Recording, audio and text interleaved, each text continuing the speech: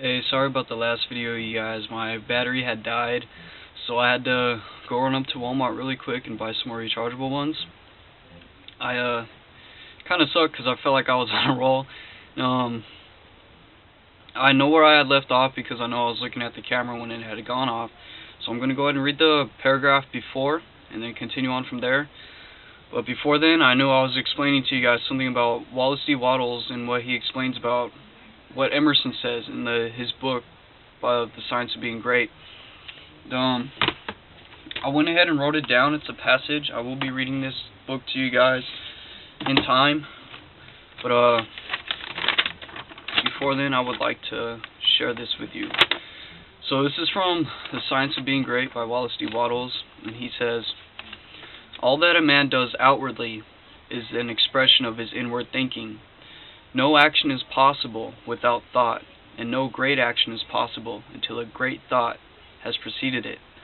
Action is a second form of thought, and personality is the materialization of thought. Environment is the result of thought.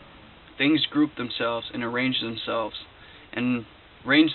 around you according to your thought. There is, as Emerson says, some central idea or conception of yourself, by which all the facts of your life are arranged and classified. Change the central idea, and you change the arrangements and classifications of all the facts and circumstances of your life. You are what you are because you think as you do. You are where you are because you think as you do." And that was from chapter 13. That's hardly anything. If you thought that was good, just wait until I read the book to you, because that is by far my favorite book, and it's amazing. It's amazing. Yeah, I'm sorry, I just threw it right there. But let's continue on, shall we? So, like I said, I'm going to finish with this. I'm going to reread this paragraph and then finish on from there. These or similar affirmations may be committed to memory and repeated until they become automatic or subconscious. And that's basically the central idea of yourself that Wallace D. Wattles was saying, that Emerson says, that the central idea of yourself becomes your character. It's your conception of yourself. And there's a lot of things with metaphysics. They explain that in a metaphysical way when it comes to the mental way of thinking. And I'll be reading to you metaphysical books as well. It's just what they have in it, and it's information that people need to know. Like I was saying, not a lot of people are reading these days. They actually took reading.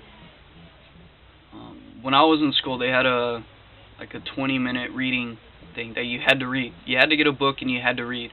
They took that out of schools, and they're taking exercises out of schools and sports because they can't fund it. And that's not good. That's all I have to say. It speaks for itself, and it's not good. As physical conditions are but the outward manifestations of mental conditions, it will readily be seen that by constantly holding the thought expressed in the affirmation in the mind, that it will be but a comparatively short time until conditions and environment begin to change so as to be in accordance with the new method of thinking. You are what you are because you think as you do. You are where you are because you think as you do. This same principle can be brought into manifestation in a negative way through the process of denial. Many make use of this with excellent results. The conscious and subconscious are but two phases of action in connection with the mind. The relation of the subconscious to the conscious is quite analogous to the existing between a weather vane and the atmosphere. Just as the least pressure of the atmosphere causes an action on the part of the weather vane, so does the least thought entertained by the conscious mind produce within the subconscious mind action in exact proportion to the depth of felling characterizing the thought and the intensity with which the thought is indulged. It follows that if you deny unsatisfactory conditions, you are withdrawing your creative power of your thought from these conditions. You are cutting them away at the root. You are sapping their vitality. Focus on what you want and not on what you don't want, Because the more you focus on what you don't want, the more consciousness, the more life, more energy you are putting into that thing. So, focus on what you want to achieve in life and get there. It follows that if you deny unsatisfactory, okay, I just read that one. The law of growth necessarily governs every manifestation in the objective, so that a denial of unsatisfactory conditions will not bring about instant change. A plant will remain visible for some time after its roots have been cut, but it will gradually fade away and eventually disappear. Sought he withdrawal of your thought from the contemplation of unsatisfactory conditions will gradually but surely terminate these conditions. This is exactly an opposite course from the one which we would naturally be inclined to adopt. It will therefore have an exactly opposite effect to the one usually secured. Most persons concentrate upon unsatisfactory conditions, thereby giving the condition the measure of energy and vitality which is necessary in order to supply a vigorous growth. The stars come nightly to the sky, the tidal waves come to the sea. Nor time, nor space, not deep, nor high, can keep my own away from me. John Burroughs. And that will be the end of chapter 16. That's kind of funny how but the battery ends up dying at the very end. And next is chapter 17, and that is a chapter on metaphysics, God's mental laws.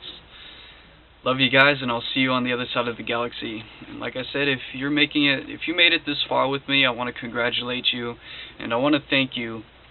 And, like I said, I know these videos are a little long, but if you just stick with me, you're going to find some very, very great stuff, and you're going to learn some great things, and it's going to take you far.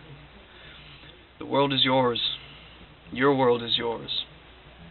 Your world within must be expressed in the outside world, because the outside world is the world we all share, and you are your own unique individual. God created you the way He made you because you have something to offer.